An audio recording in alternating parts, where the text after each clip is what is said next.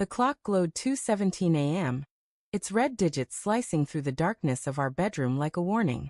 I lay awake, the silence heavy with the weight of unspoken questions, my wife's steady breathing beside me a cruel contrast to the storm raging in my chest. Her phone, resting on the nightstand, pulsed with a faint light, a notification then another. Each flicker felt like a dare, a whisper urging me to cross a line I'd never dared to breach. I wasn't the kind of man who snooped. But tonight, something broke inside me, and my hand reached for her phone before my conscience could stop it. For 8 years, Emily and I had built a life together. 2 kids, a mortgage, a rhythm of love and routine that felt unshakable. She was the one who made me laugh when I was drowning in work, the one who held my hand through my father's funeral, the one who kissed our daughter's scraped knees and sang them to sleep. But lately, she'd been a stranger. Distant. Her smiles were tight, her eyes always elsewhere. Her phone a constant companion she guarded like a secret. I told myself it was stress, her new job, the kid's life. But the notifications piling up in the dead of night told a different story. Her phone was warm in my hand, the screen unlocking with the passcode she hadn't changed in years. Our anniversary 0416. My heart pounded as I opened her messages, guilt warring with dread. The name at the top of the thread wasn't one I recognized, Mark. My thumb hovered, then scrolled, and the world I knew began to unravel. Miss you already. Last night was incredible. Can't stop thinking about you. When can we meet again? You make me feel alive, Em. I don't care about the risks.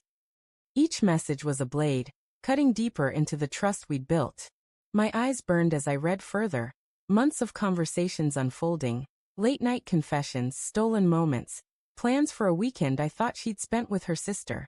My stomach churned at the intimacy in her words, the way she called him babe, a term she hadn't used for me in years. There were photos, nothing explicit, but enough to twist the knife. Emily in a dress I'd bought her, smiling at a restaurant I'd never been to, her hand resting on his. I glanced at her, still asleep, her face soft and unguarded, oblivious to the wreckage she'd caused. How could she lie here, in our bed, after weaving this secret life? My hands trembled as I set the phone down, exactly as it was, as if I could undo what I'd seen. But the truth was a poison now, spreading through me, tainting every memory of us. The urge to shake her awake, to demand answers, was overwhelming. But what would she say? That it was a mistake? That she loved me still? The thought of her lying to my face again made my skin crawl. Instead, I slipped out of bed, my bare feet cold against the hardwood, and moved silently to the living room. The house felt foreign, the photos on the walls, our wedding, our daughter's first steps, mocking me with their false promises. I sank onto the couch, my mind replaying every moment of the past year. The late nights she claimed were work, the weekends she spent with friends. The way her laughter had faded, replaced by a distracted hum whenever I tried to talk. I'd blamed myself, thinking I wasn't enough, too consumed by my job, too tired for romance. But now I saw it clearly. She hadn't just drifted away. She'd chosen someone else. The hours blurred as I sat there, torn between rage and despair. I thought of our daughters, Lily and Grace, asleep upstairs. They were 6 and 4, too young to understand why their world might shatter. I pictured their wide eyes, their questions, their tears if I told them Mommy had broken our family. Could I protect them from this? Could I protect myself? By 5 a.m., the first light of dawn crept through the blinds, casting gray shadows across the room. I heard Emily stir, her footsteps soft as she padded to the bathroom. My heart raced, but I stayed still, paralyzed by the weight of what I knew. When she emerged, wrapped in her robe, she froze at the sight of me on the couch. Tom? Why are you up? Her voice was casual, but there was a flicker of unease in her eyes. I stared at her, searching for the woman I'd married.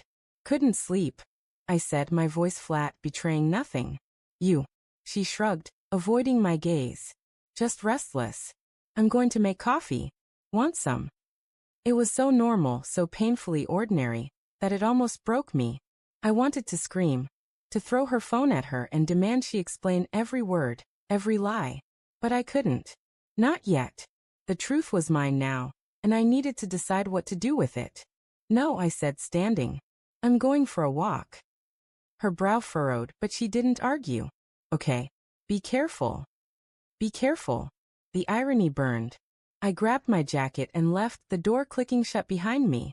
The morning air was sharp, stinging my lungs as I walked aimlessly through our quiet neighborhood. Each step felt heavier, the weight of her betrayal pulling me down. I thought of the life we'd planned, growing old together, watching our girls grow up, building something unbreakable. How had it come to this? I ended up at the park where we used to bring Lily and Grace, their laughter echoing in my memory. I sat on a bench, watching the sunrise paint the sky in hues of pink and gold, colors that felt like a cruel mockery of my pain. My phone buzzed in my pocket, a text from Emily. You okay? You seemed off. I stared at the words, my thumb hovering over the screen. Part of me wanted to type everything. I know about Mark. I know you lied. I know you broke us. But I didn't. Instead, I turned off my phone and let the silence swallow me. The day passed in a haze. I went through the motions, breakfast with the girls, a trip to the grocery store, a forced smile when Emily kissed my cheek. She didn't suspect I knew, and that made it worse. Her ease, her ability to pretend, was a fresh wound every time she spoke. That night, after the girls were in bed, I confronted her. I waited until she was in the kitchen, washing dishes, her back to me. The domesticity of it made my stomach twist. Emily, I said, my voice low, we need to talk. She turned, drying her hands, her expression wary. What's wrong? I held up her phone, which I'd taken from the counter when she wasn't looking. Her face paled, her eyes darting to the device like it was a live grenade. Who's Mark? I asked, my voice steady despite the storm inside me. She froze, her mouth opening then closing. Tom, don't lie to me. I cut in, my voice sharper now. I read the messages. All of them. Her eyes filled with tears, but I didn't soften. How long? I demanded. Tom, please, she whispered, stepping toward me. I backed away, and the hurt in her eyes mirrored my own. But I couldn't care. Not now. How long? I repeated louder. 6 months, she admitted, her voice breaking. It was a mistake. I didn't mean for it to happen. A mistake? I laughed, the sound bitter. You planned weekends with him. You told him you loved him. That's not a mistake, Emily. That's a choice. She sank into a chair, burying her face in her hands. I was lonely, she said, her voice muffled. You were always working, always distracted. I felt invisible. So you found someone else to see you? My voice cracked, betraying the hurt I'd tried to bury. We have kids, Emily. A family. Did that mean nothing? It meant everything, she cried, looking up at me, tears streaming down her face. I love you, Tom. I love our girls. I got lost.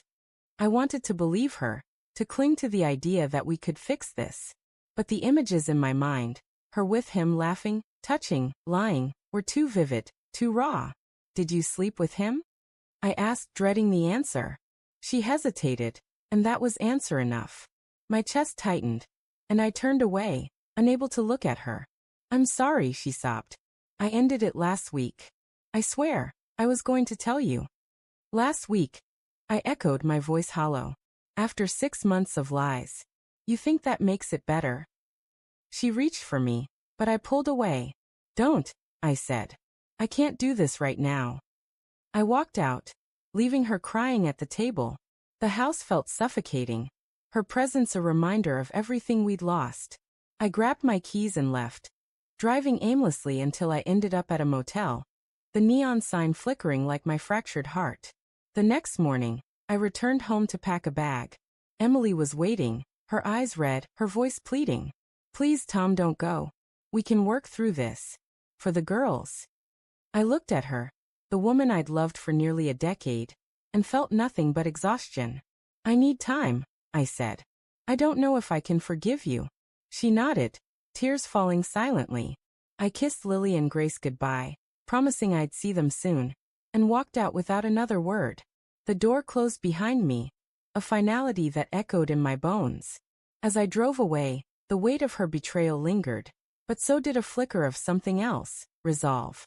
I didn't know if I could rebuild what we'd had, or if I even wanted to. But for the first time in months, I felt the stirrings of clarity. Whatever came next, I'd face it on my terms, not hers.